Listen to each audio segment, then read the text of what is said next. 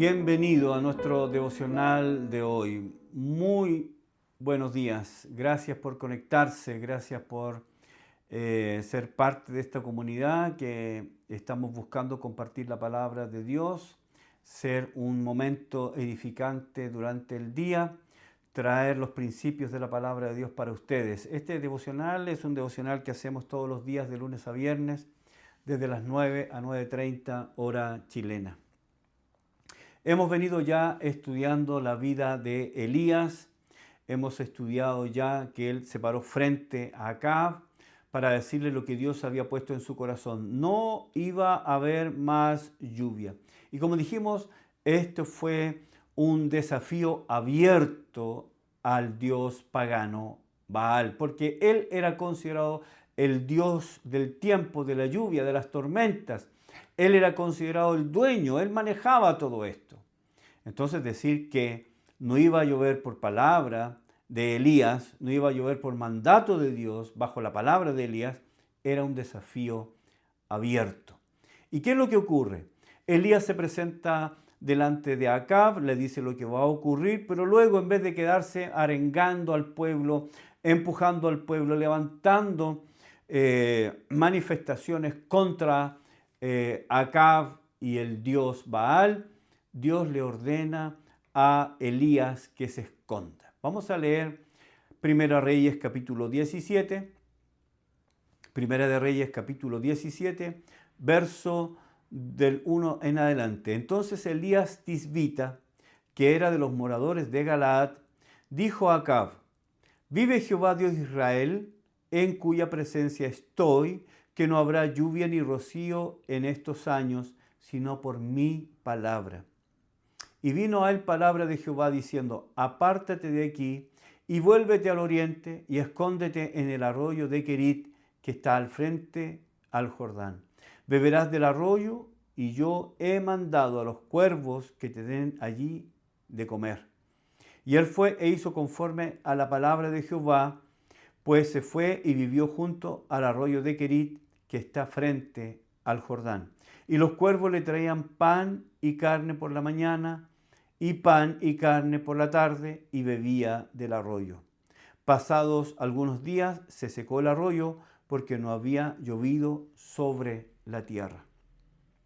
Así que Dios, en vez de que Elías se quede ahí en Samaria, en vez de que se quede ahí para levantar un grupo en oposición a las políticas religiosas de Acab, Dios le dice: sal del escenario, sal, yo te voy a enviar y yo tengo todo preparado. Dios iba a suplir las necesidades de su siervo por medio de algo bastante raro. Estando en Querit, Dios usaría cuervos para llevarle alimento. Estando en Querit, Dios usaría este medio tan particular para suplir las necesidades básicas de su siervo. Ahora, ¿por qué Dios usaría cuervos, para alimentar a Elías? Bueno, los cuervos fueron considerados aves inmundas. Eran animales abominables, Levítico 11:15, Deuteronomio 14:14. Seguramente porque se alimentaban básicamente de cadáveres, de carne descompuesta.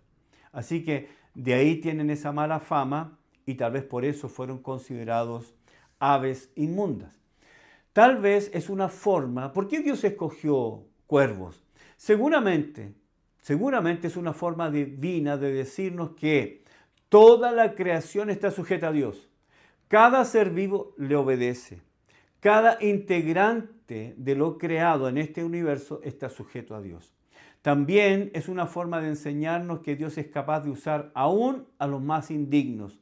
Así que si Elías pensaba en su indignidad de servir al Señor, cada día, 2 veces al día, Dios le recordaba por medio de estos cuervos que Él es amo y Señor y dueño de usar a quien Él quiere, incluyendo a aquellos que no se consideran dignos.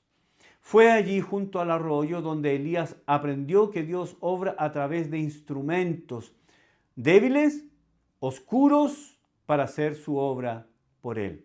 La segunda lección de esta universidad del olvido es la de haber sido olvidado.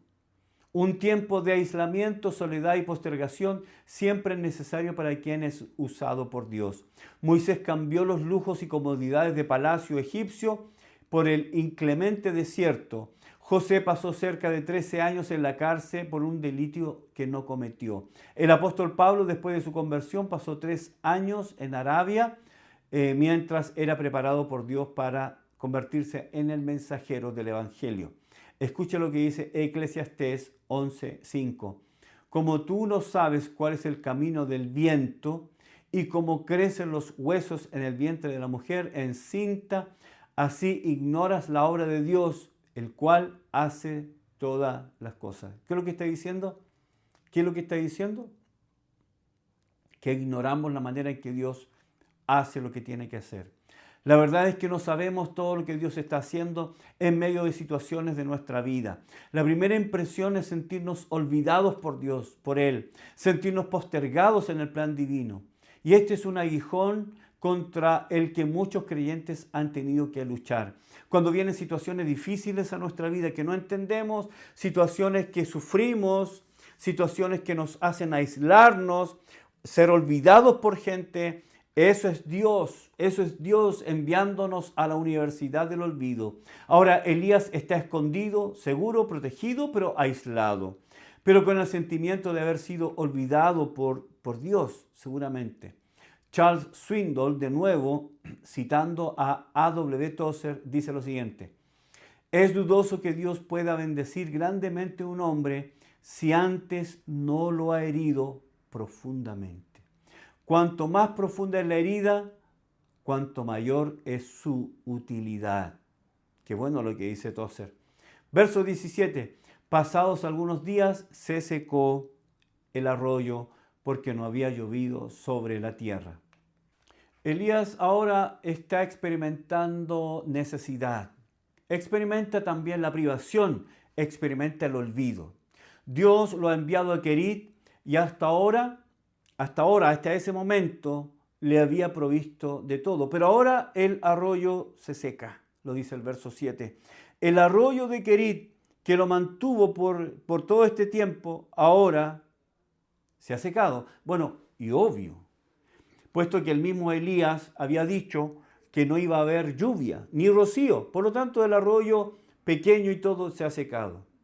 Así que Dios le había enviado a Querit y hasta ahora, como dije, le había provisto de todo lo necesario. Hasta ahora. Sorprendido el profeta ha visto cómo ese arroyo ha ido disminuyendo en su caudal hasta secarse completamente.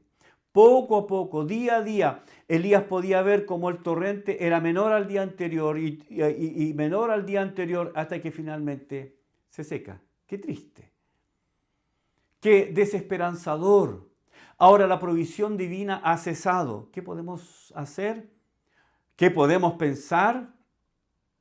Elías está en Querit por un mandato expreso de Dios. Dios le dijo: apártate, vuélvete, escóndete, anda a Querit. Él no está ahí por su propio gusto. Él no está ahí porque él decidió irse a Querit. Él está en Querit por un mandato expreso de Dios. No ha sido desobediente. No ha dejado de lado a Dios. No se ha rebelado contra el plan divino. ¿Por qué el arroyo se seca? ¿Por qué el arroyo se seca? A veces pensamos que si obedecemos a Dios estaremos libres de preocupaciones, de problemas. Pensamos que el dolor nunca tocará nuestra puerta porque estamos obedeciendo a Dios. Pensamos que por el hecho de obedecer a Dios nunca tendremos sufrimiento. Pero tristemente la verdad es todo lo contrario. En nuestro camino de obediencia, Dios nos lleva al valle de la prueba. Cuando el arroyo se seca, nos llenamos de confusión, de dudas. Nos llenamos de incertidumbre, nos llenamos de desesperación. Creemos que si Dios nos ha dado agua y ha dado satisfacción a nuestras necesidades y nos ha dado bendiciones, pensamos que no tiene el derecho de privarnos de ellas. Si hemos disfrutado de buena salud, entonces pensamos que Dios no tiene el derecho de privarme de la salud. Si pensamos que, y creemos y celebramos que Dios ha suplido todas mis necesidades, creemos que Él no tiene el derecho de tocar mis finanzas. Pensamos. Pero el arroyo se seca y perdemos la salud, perdemos la economía, perdemos las amistades, perdemos la vida incluso. Si hemos disfrutado de un buen matrimonio, pensamos que nada podrá arruinarlo, pero el arroyo se seca. Hemos disfrutado de un buen trabajo, de una buena posición social, económica, pero el arroyo se seca. Si hemos criado hijos y hasta hace poco eran obedientes y fieles siervos del Señor y asistían a la iglesia, pero el arroyo se seca. ¿Qué pasa cuando el arroyo se seca? Hay una cosa que debemos mantener fresca en nuestra mente mientras estudiamos la vida de Elías. El arroyo se ha secado en respuesta a su oración. Fue Elías el que oró. Fue Elías el que oró para que no lloviera y no llovió. Así que si el arroyo se secó, el arroyo se ha secado por una respuesta a la oración que él mismo hizo. Dios escuchó la petición de Elías, cerró el cielo, no hay lluvia, no hay rocío, ya no llueve, y si no llueve no hay agua, y si no hay agua no hay un arroyo.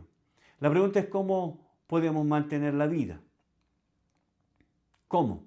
Fue eso precisamente lo que pidió el profeta, y así fue, se secó el arroyo. ¿Cómo podemos vivir sin agua? La respuesta corta es que el ser humano puede vivir 3 a 5 días sin agua.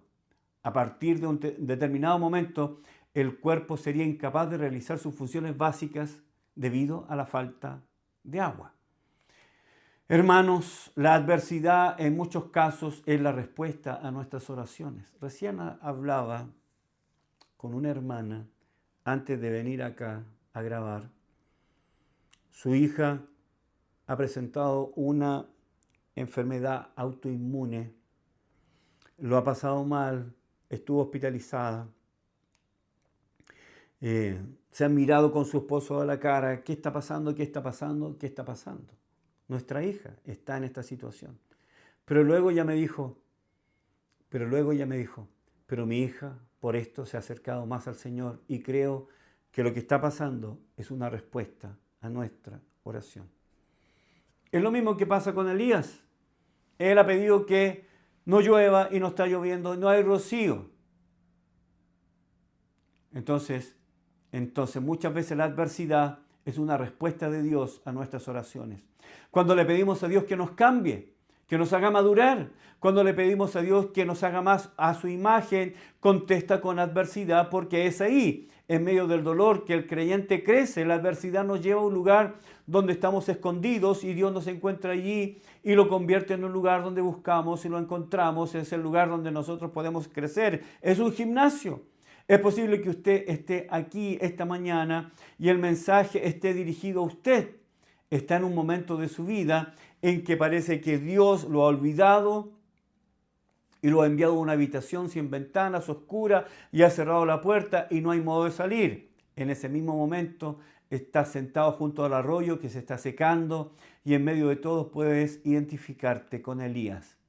Has caminado con Dios, has obedecido, tú sabes que estás en el centro de la voluntad de Dios, pero experimentas este abandono, desolación. Estás en el desierto y te sientes desolado. La respuesta a tu oración no es exactamente lo que esperabas. En esta situación tenemos un gran consuelo.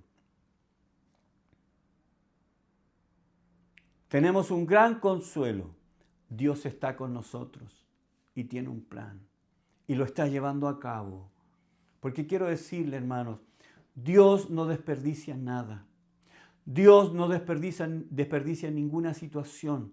Todo le sirve, todo es útil para sus propósitos eternos, con el fin de transformar nuestro carácter. Estamos en el taller del Maestro, Él está trabajando. Estamos en el taller del Maestro y Él está puliendo. Él está poniéndonos en el fuego de la prueba. Él está moldeando, Él está con un cincel golpeando el mármol, tosco, duro, resistente, para sacar de ahí una hermosa imagen que será una obra de arte. Dios te ha llevado hasta donde Él te ha llevado y tal vez estás en el medio del Querit, en medio de este arroyo seco y estás ahí con las dudas, con las preguntas, pero lo que debes saber es que estás ahí porque Dios te quiere ahí. Estás ahí porque Dios te quiere ahí. Y es ahí donde Él va a tratar contigo, en lo secreto, en el lugar preciso, profundo, muy profundo. Así es nuestro Dios, no pierde el tiempo, no malgasta la oportunidad para transformarnos y hacernos a su imagen.